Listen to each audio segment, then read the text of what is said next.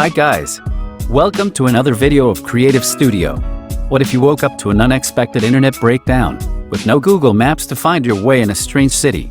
With a credit card unable to pay for your lunch? Rethink the way you pay. And what about all those bitcoins you work so hard to mine? Well, you know the answer. It is estimated that 85% of Americans use the internet in some way or another.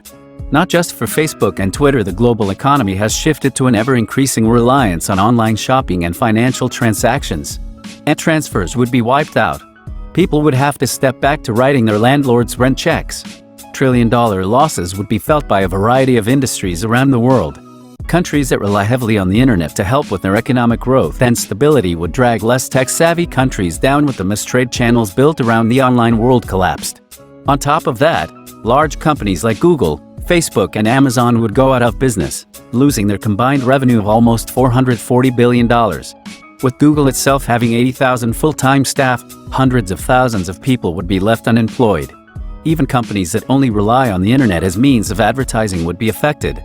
Developed countries would lose entire industries and face economic crisis. What about those countries with just a small internet presence? Our paper consumption would skyrocket. They would be affected too, as international trade is dependent on the internet. So is the world's transit. With no internet access between airports, planes, ships, trains, and commercial trucking, we'd go back to tracking goods on paper. The end of the world as we know it.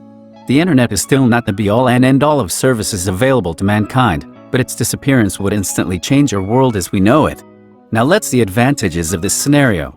We take our eyes off screens and strike up real-life conversations with each other. We'd discover that our smartphones can actually make phone calls. We'd bring back fax machines and start making notes by hand. The world wouldn't fall apart. In fact, with almost 4 billion people having no access to the internet worldwide, half of the humanity wouldn't notice a difference in the short term. But not you, mighty internet user.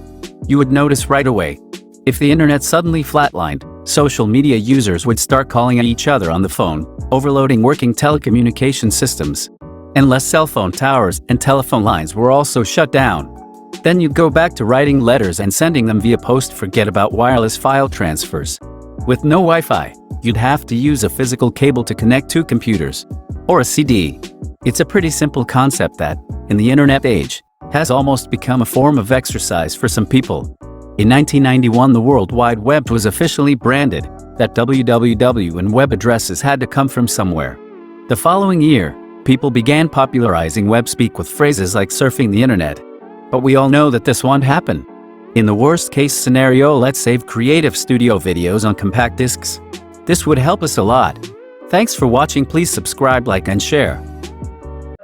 Tell me pretty lies, look me in the face. Tell me that you love me, even if it's